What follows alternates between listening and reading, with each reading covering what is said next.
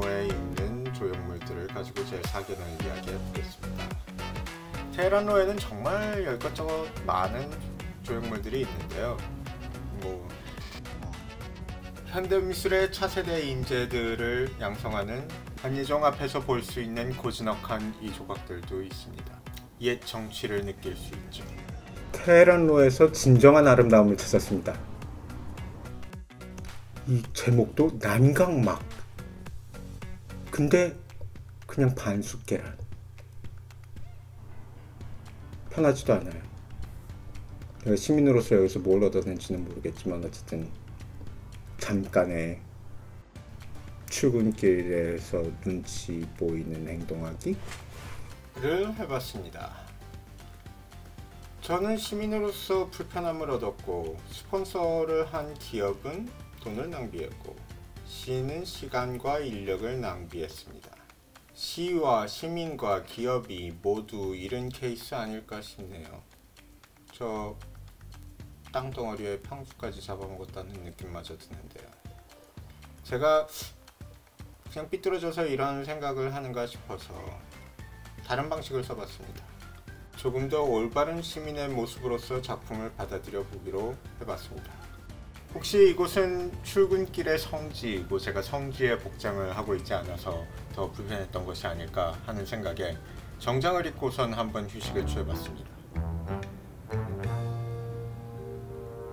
배로 불편하더군요. 그래도 버텨봤는데요. 제 평생에 손꼽을 정도로 불편한 순간이었습니다. 일단 세상의 모든 벤치라고 해놓고 13개가 테헤란 로에 있는데 이것이 엄청난 공유 가치가 있대요. 그냥 말만 갖다 붙이면 다 되는 줄 아는 저런 전시행정보다는 좀 다른 거를 보시죠. 여기 보시는 이 작품은 리차드 곰리의 The Angel of the North라는 작품입니다. 게이츠 헤드 씨의 커미션을 받아가지고 저렇게 보시는 바와 같이 국도 위에 설치되어 있는데요. 예전에 탄광촌이었던 이 지역을 기리기 위해서 만들어진 작품입니다. 이게 현대미술에서 가장 성공적인 공공미술 프로젝트에 속하는데요.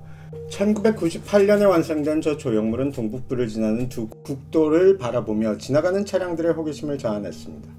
경제적으로 봤을 때 탄광 폐쇄로 인해 죽어가던 지역을 동북부의 대표적인 문화예술 지역으로 활성화시키는 데 기여했고요. 이제는 동북부의 상징처럼 인식되고 있습니다. 여기에서 좀 더 가보다 보면은 정말 뭘 보고 있는지 저분 뭘 보고 계신가요? 일단 이 작품에 대해서는 정말 할 말이 많죠. 일단 뭘 보고 있는지 볼까요? 백화점의 꼭대기입니다. 왜일까요? 그것도 자신의 멱살을 잡고선 저렇게 입고 출근할 수 있으려면 아마 자영업자겠죠? 보험 판매원 같기도 하고. 작품 제목이 굿모닝인데요. 설명을 읽어보면은 지나가는 사람들에게 언제나 웃으면서 인사를 한다고 하고 있어요. 웃기는 웃음이 있는데 저건 약간 기분 나쁜 웃음이기는 하고 아침에 굿모닝을 하기에는 너무 고압적이죠. 그리고 저건 사람이 인사하는 자세가 아니잖아요. 뻐기는 자세지. 작가님께서는 아침에 기분 좋게 인사를 할 때 저런 자세로 사람들에게 인사를 하시는지 저는 모르겠어요. 아마도 자신은 그러니까 작품도 저렇게 만들었겠죠. 제가 인사를 해봤어요. 인사 아니에요. 저게 어디가 굿모닝입니까? 무시지. 독립전쟁으로 인해서 미국이 영국에서 독립을 했고 영국에게 야지를 놓으려 했던 프랑스가 미국에게 선물한 작품이죠. 자유의 여신상입니다. 당시 미국에 입항을 하던 모든 이들이 이 자유의 여신상을 보고선 자유의 여신상이 그들을 향해 어떤 인사를 함을 느꼈을 겁니다. 자, 그러면은 인사를 한다고 알려진 다른 조각을 여기에 대입시켜 볼까요? 이거는 테헤란 로에 있는 작품은 아니지만요. 인사를 하고 있는 듯한 느낌이라는 점에서 뭐 한번 가져와 봤어요. 이게 기업 이미지와 굉장히 어울린다면 어울릴 수도 있는 작품인데요. 저렇게 전 사실 누드나 아니면은 뭐 나체에 대해서 그렇게 편견은 없습니다. 뭐 그리고 도덕적으로 뭐 길거리에서 벗어도 된다고 생각하는 사람인데, 근데 저 작품은 지나치게 선정적이에요. 그냥 단순히 벗고 있어서가 아니라 저 작품에 대한 모든 것들, 저 표정, 저 손짓, 그리고 저 손의 위치. 네, 작품의 제목은 포즈인데 무슨 포즈요? 저 작품은 영구적으로 설치되어 있는 풍기문란이잖아요. 전 사실 이 조각이 정말 불편해요. 이걸 설치한 기업이 고용하고 있는 인재들을 어떻게 생각하고 있는지를 너무 적나라하게 드러내고 있거든요. 이 작품을 설치한 기업이 어떤 기업인지는 굳이 제 입으로 설명하지는 않겠습니다. 그나저나 저 고양이 좀 엉큼한 녀석인데요. 이런 포스코 같은 기업이 해내는 것을 보세요. 일단 포스코에 딱 들어서면요, 여기 연관성 있는, 포스코와 연관성 있는 강철로 된 작품이 있어요. 이 작품에는 학문으로 감수성을 띠는 것 같은 작품 제목도 안 붙여져 있고요. 바로 옆에는 포스코 뮤지엄의 입구이자 안뜰인 곳이 있습니다. 여기에서 보면은 저 작품 같아 보이는 외장 보이시죠? 이노빌트 인증을 처음 받은 외장재입니다. 보시다시피 바람이 불면은 저렇게 움직여가지고 바람이 눈에 보이는 듯한 효과를 내는데요. 이거 굉장히 예술적이에요. 포스코는 기업의 이념이나 아니면 수익의 예술을 굉장히 잘 접목시키는 기업 중에 하나입니다. 이게 국내외를 가리지 않고 많은 작가들을 지원하고 있고요. 여기에서 로비에서만 봐도 저렇게 구부타시게코와 백남준 부부의 작품을 저렇게 동시에 전시할 수 있는 발상을 가지고 있는 기업은 많지 않아요. 대부분의 미술관 큐레이터들도 구부타시게코와 백남준의 작품을 저렇게 나란히 전시하는 경우는 좀 드문데요. 이게 포스코라는 기업이 저 미디어 아트 거장 부부의 작품을 저렇게 연관성 있는 작품들로 골라서 저렇게 전시하는 경우는 정말 아름답다고 생각해요. 지금은 여러가지 이슈로 저 작품들이 작동하고 있지 않은데요. 언젠가 아름다운 모습으로 다시 완전히 작동하는 모습을 보러 가고 싶습니다.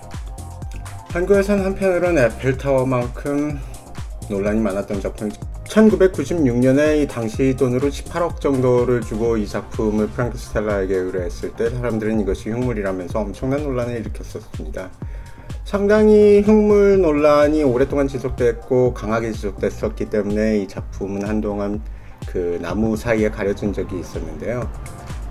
저는 당시에 대중의 그 안목이 후졌기 때문에 이것을 못 알아봤다기보다는요, 이 아마벨이라는 부제로 알려진 작품이 그 사진들이나 영상에서 제대로 담겨지지 않아서였기 때문이 아닐까 해요. 그래서 저는 이 아마벨이라는 작품이 얼마나 많은 디테일과 질감들과 그리고 그 구성들로 이루어져 있는지에 좀 더 신경을 써가지고 작품을 담아봤거든요.